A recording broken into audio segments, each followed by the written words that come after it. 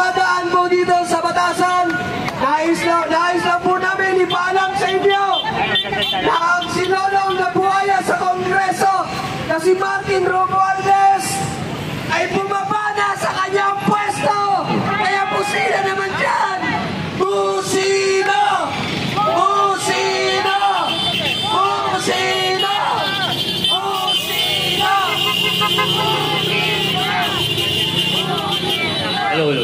Hello. Okay na, wala. May nagabi. Lumapag uli ako. 7 balikan lang natin yung nakaraan. 7 buwan pa lang kami. Nung nanalo si BBM, bumigay na ako. Ilang mga vlogger dito, kilala ako. Ilang mga vlogger.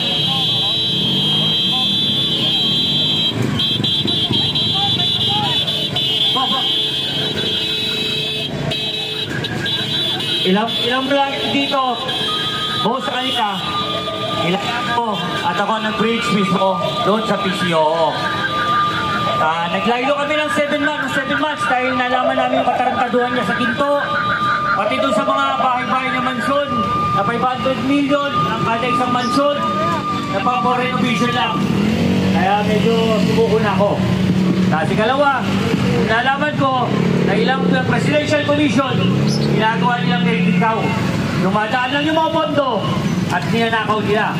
Kaya kung hindi nyo na-notice, ilang ahensya na ng commission ngayon, ang puro na lang ang nakalagay dyan, executive, at ito yung OIC na lang na nakalagay.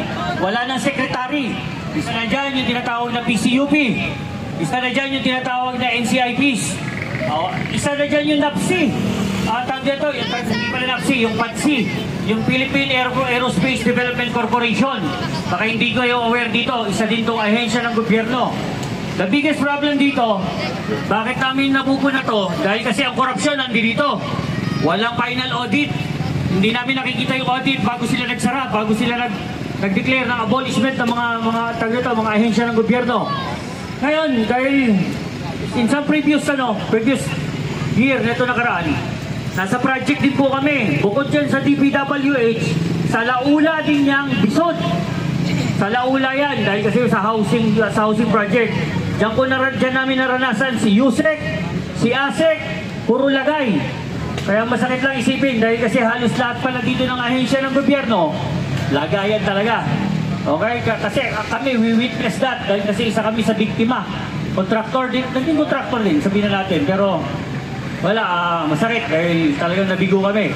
The biggest, isa pa sa pinaka-problema dito, lahat po ng ahensya ng gobyerno, may mga tao si Bongbong.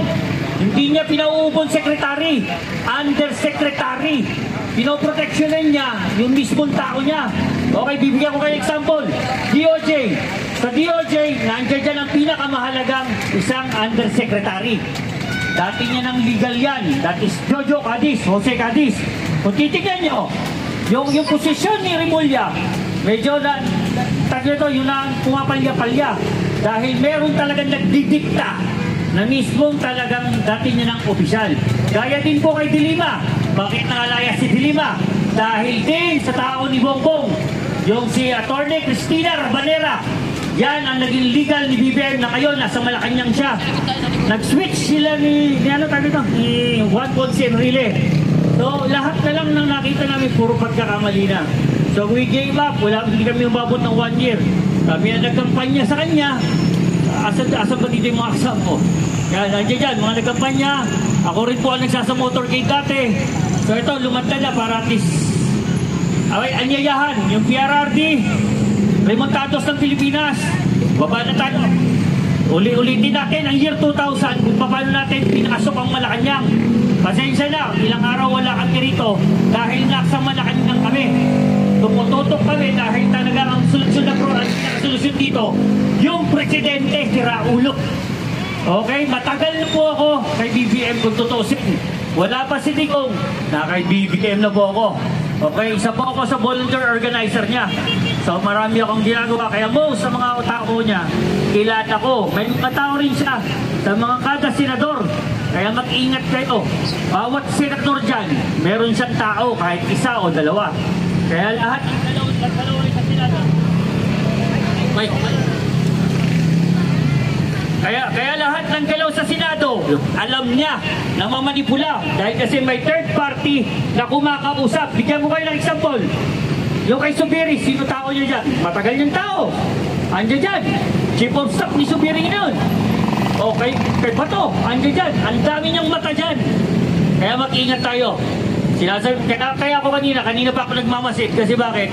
Sometimes, nandito lang sila sa paligid. Kaya mag-ingat kayo. Hindi biro ang kalaban to. Tuso si Marcos ngayon. As in tuso. Napakatuso. Remember, ang layunin lang namin, bakit nasa Malacanang kami?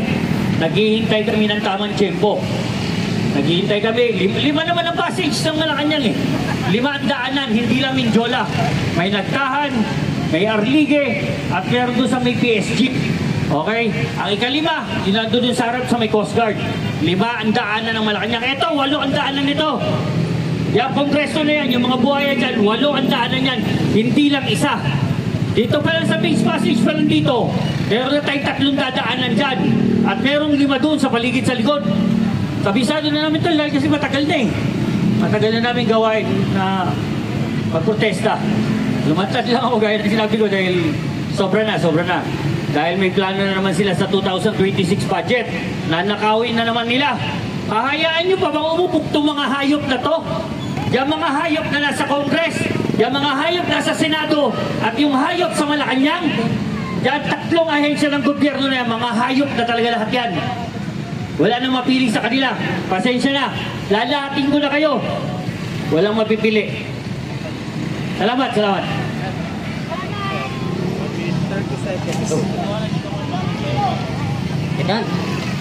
Sabi. Pagod na ba kayo mga kasama? Huwag tayong titigil. Huwag tayong mawawala ng pag-asa. Ituloy-tuloy na natin to. Tama yung sinabi nung isa kanina nagsalita. Ang mamamayan, ang taong bayan, hindi makapaghihintay sa linggo, September 21. Handaan nyo, 17 trillion ang utang ng ating bansa ngayon. Huwag tayong pumayag na yung mga magnanakaw, mga kurap, manatili sa pwesto. Sasama ba kayo? Sasama ba kayo? Tuloy-tuloy na natin. Meron pa tayong isang araw. Huwag tayong mapapagod. Huwag tayong mawawalang pag-asa. Nasa atin ang tagumpay, mga kasama. Kaya, huwag tayong tumigil sa pagpapanagot sa mga kurap, sa mga sumisip-sip sa pera ng bayan.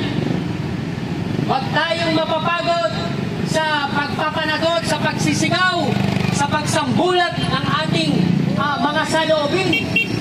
Ipahayag natin ang galit ng taong bayan. Sumama tayo mga kasama.